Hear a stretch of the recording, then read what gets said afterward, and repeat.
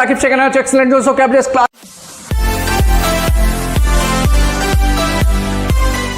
12 में महाराष्ट्र में पढ़ रहे हैं यार। ऑलरेडी हम लोग ने आपका क्लास 12 का कंप्लीट मैथमेटिक्स का सिलेबस फिनिश कर दिया है और हम लोग ने स्टार्ट किया था आपका क्लास 12 का फिजिक्स और केमिस्ट्री। तो लास्ट सेक्शन में हम लोग ने स्टार्ट किया था क्लास 12 फिजिक्स का एक चैप्टर नंबर 13 जिसका नाम है एकदम प्यारा सा एसी सर्किट, राइट यार। ऑलरेडी हम लोग ने आपका क्लास 12 का फिजिक्स का फर्स्ट 5 चैप्टर्स हमने फिनिश किया। अभी तक हम लोग ने फिनिश किया rotational dynamic, mechanical properties of fluids, oscillation, current, electricity और एकदम प्यारा सा इलेक्ट्रोस्टैटिक्स। और हमने स्टार्ट किया था एसी सर्किट जो है चैप्टर नंबर 13, राइट।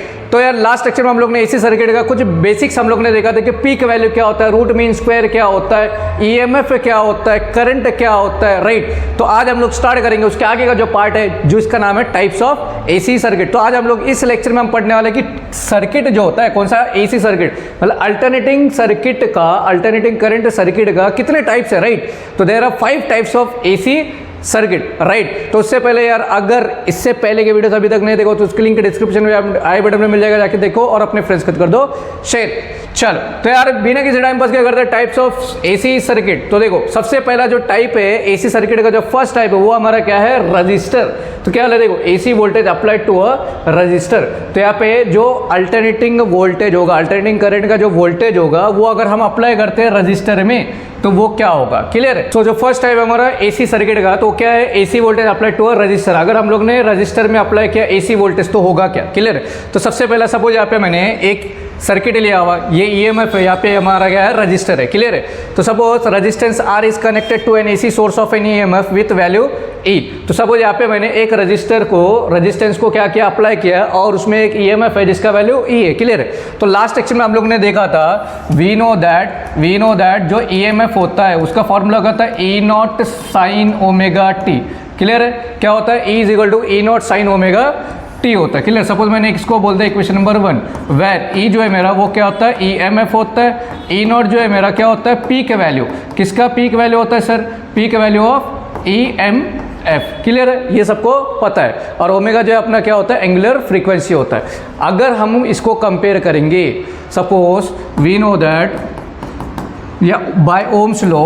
अरे देखो सबसे पहला स्टेप क्या करना है, सबसे पहले तुमको बताना है कि ईएमएफ होगा क्या। तो ईएमएफ का फॉर्मूला क्या था, E is equal to E naught sine omega T, where E मेरा क्या होता है, ईएमएफ होता है, ई नॉट क्या होता है, पीक वैल्यू होता है। किसका पीक वैल्यू, ईएमएफ का, क्लियर है। अभी बाय ओम्स लॉ, तो ओम्स लॉ बोलता क्या है sir, V is equal to I R. ये क्या होता है, ओम्स लॉ होता है, क्लियर है। V इज इक्वल टू क्या होता है, आई आर। अगर इसको हम लोग कंपेयर करेंगे तो ये जो V है, V किसके इक्वल होता है, E के इक्वल होता है, क्लियर हमने पढ़ा है। और ये I जो है अपना ऐसा लिख सकते हैं हम लोग, क्लियर है। तो अभी देखो यहाँ से गौर से देखो क्या मिला, किसका वैल्यू मिल गया तुमको, EMF का वैल्यू मिल गया, क्लियर है। तो अभी क्या करेंगे, देखो put the value of E in equation 1। तो क्या करेंगे अभी फर्स्ट इक्वेशन में जहाँ पे ई दिखता है वहाँ पे क्या आएगा, आई आर आ जाएगा, क्लियर है। चलो तो अभी क्या करेंगे, देखो फर्स्ट इक्वेशन मेरा क्या था, E is equal to E naught sine omega T.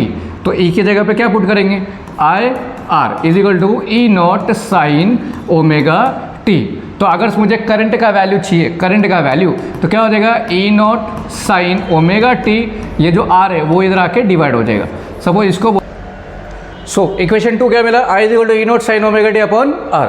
अब ये जो ओम्स लॉ लिया था ये नॉर्मल हम लोग ने क्या लिया था, ईएमएफ और करंट के लिए लिया था, राइट। अभी सेम क्या करना है, वापस से again V is equal to I R, ये होता है। अभी क्या करेंगे, देखो नेक्स्ट स्टेप में सबसे पहले हम लोग ने जो ओम्स लॉ अप्लाई किया ये हम लोग ने नॉर्मल ईएमएफ और नॉर्मल करंट के लिए देगा।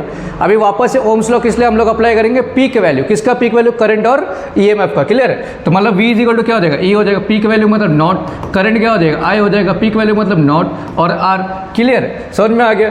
तो अभी देखो एक चीज़ हम लोग कर सकते हैं, अगर मुझे इधर करंट का वैल्यू चाहिए तो क्या आएगा, E नॉट, ये R उधर जाके डिवाइड हो गया। अभी गौर से ऑब्जर्व करो equation number 2, E naught upon R, इसकी जगह पे हम लोग सब्सटीट्यूट कर सकते हैं आई नॉट, क्लियर है। चलो अभी क्या करेंगे, देखो आएगा तो यहीं पे मैं करता हूँ फ्रॉम टू, तो आई इज इक्वल टू क्या है मेरा, E naught upon R sine omega T.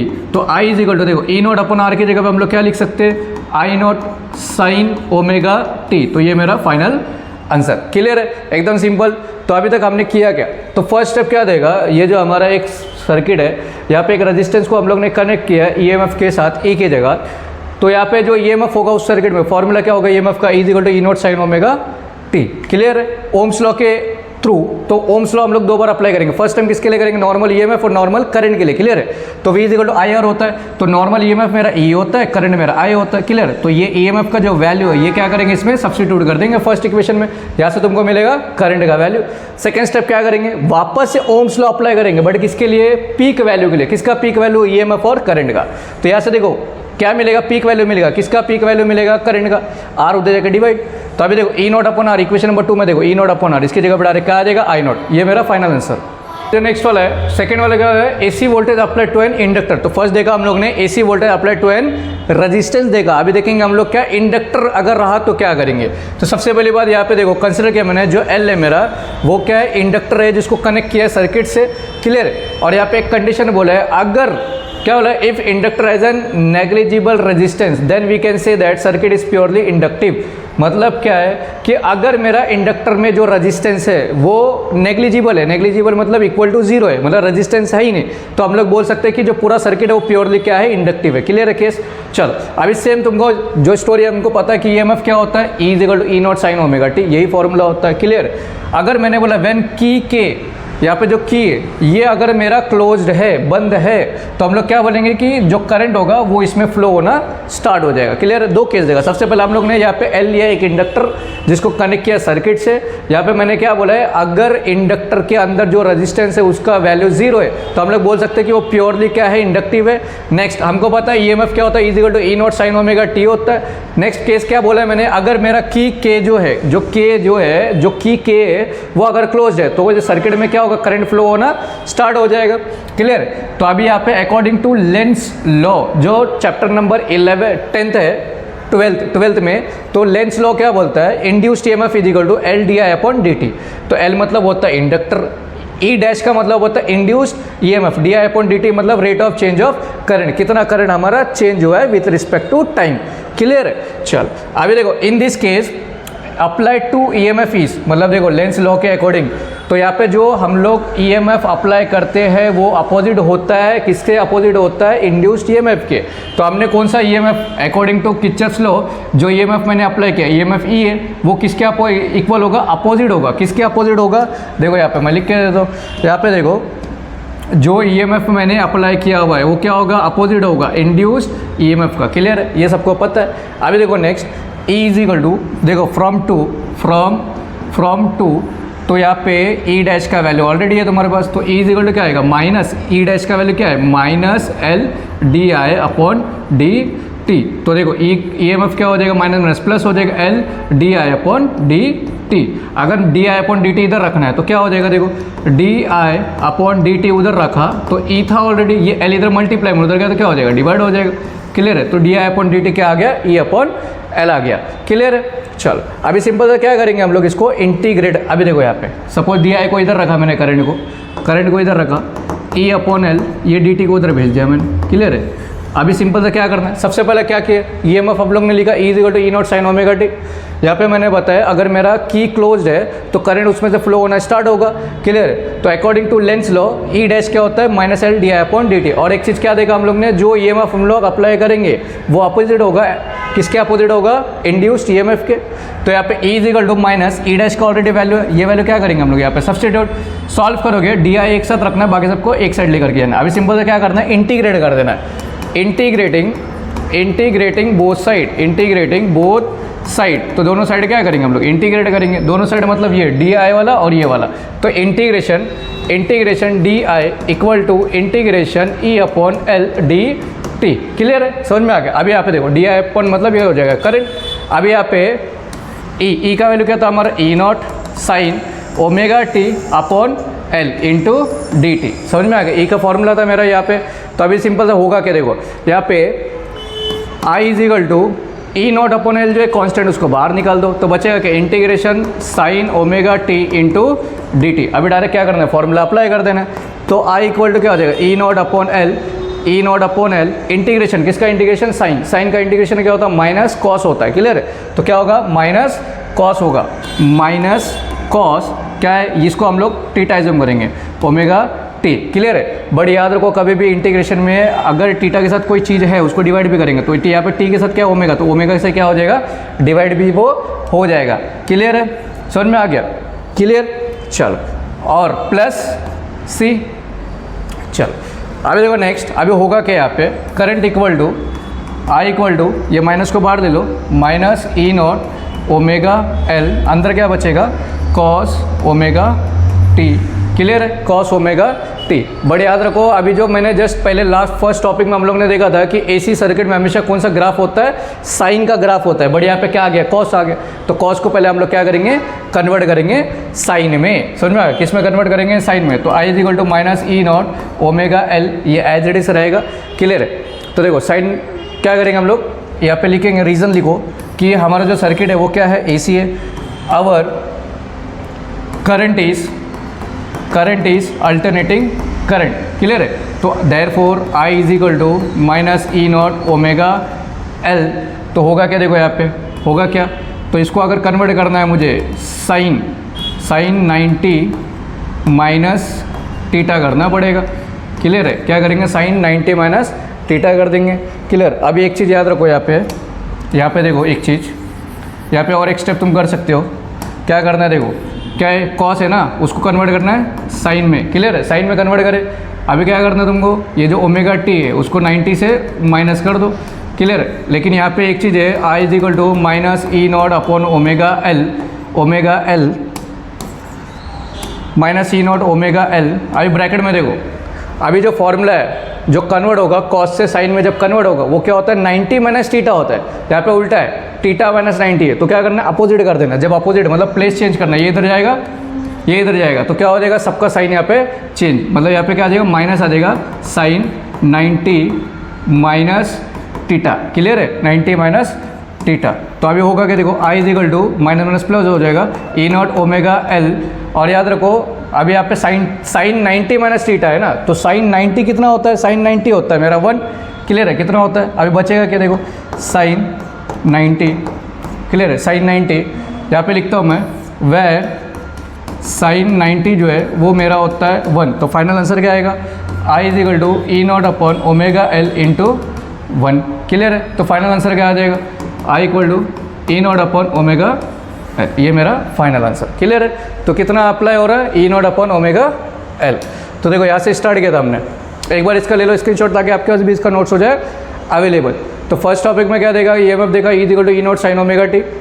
Next Lenz law से E dash equal to minus L D I upon D T होता है। क्लियर? यहाँ पे मैंने बताया जो ईएमएफ हमने अप्लाई किया वो अपोजिट होगा इंड्यूस्ड ईएमएफ के। तो यहाँ से तुमको फाइनली क्या आएगा, करंट। अब यहाँ से एक्चुअल में स्टार्ट होता है, यहाँ से क्या किया हम लोग ने, इसको इंटीग्रेट कर दिया। यहाँ पे ई का तो वैल्यू था हमारा ई नॉट साइन ओमेगा टी, तो ई अपॉन एल जो है ये मेरा कांस्टेंट था, बाहर निकला बच्चा ये। तो साइन का इंटीग्रेशन माइनस कॉस होता है, बड़े इसके टीटा के साथ जो रहेगा उसको डिवाइड भी करेंगे, ये बाहर आ जाएगा।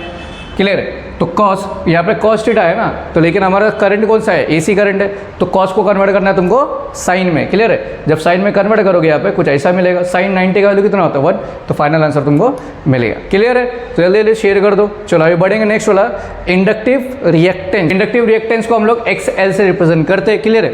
तो क्या बोलते हैं, देखो the opposite nature of inductor to flow of alternating current is called inductive reactance. तो क्या रहता है, अपोजिट नेचर ऑफ इंडक्टर, तो इंडक्टर का जो अपोजिट रहता है वही हमारा क्या होता है, इंडक्टिव रिएक्टेंट होता है। क्लियर है? अभी देखो हमको पता है I naught is equal to E naught upon omega L है, ये कहाँ से आया, देखो लास्ट टॉपिक में अभी हम लोग ने फाइंड आउट किया था।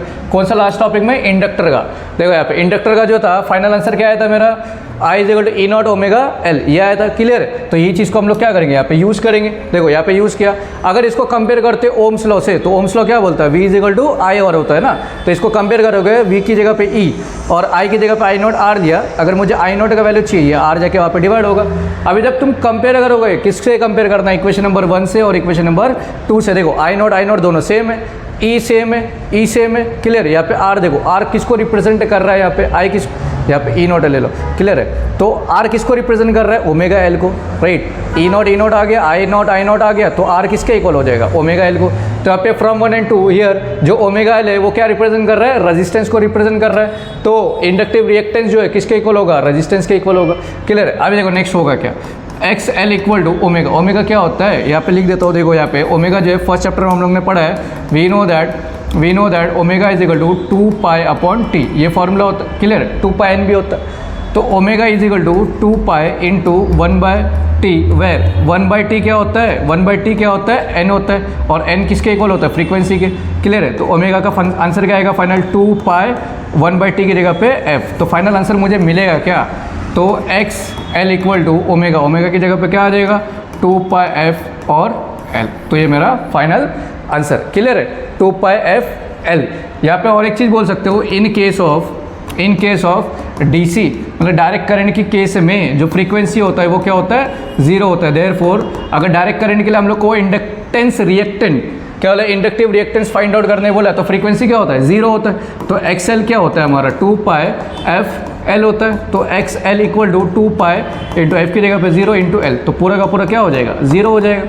समझ में आ गया, क्लियर, ज़्यादा कुछ नहीं किया इसमें। याद रखो इंडक्टिव रिएक्टेंस क्या होता है, अपोजिट नेचर होता है, किसका अपोजिट नेचर होता है, इंडक्टर का अपोजिट नेचर होता है, क्लियर है। तो अभी जस्ट यहाँ पे हमको पता I naught equal to E naught upon omega L होता है, कहाँ से मिला, लास्ट वाला जो इंडक्टर का जो आंसर था वो, क्लियर है। तो इसको जब कंपेयर करोगे तुमको ऐसा मिलेगा कि जो ओमेगा एल है वो किसको रिप्रेजेंट कर रहा है, मेरा एक्स एल को।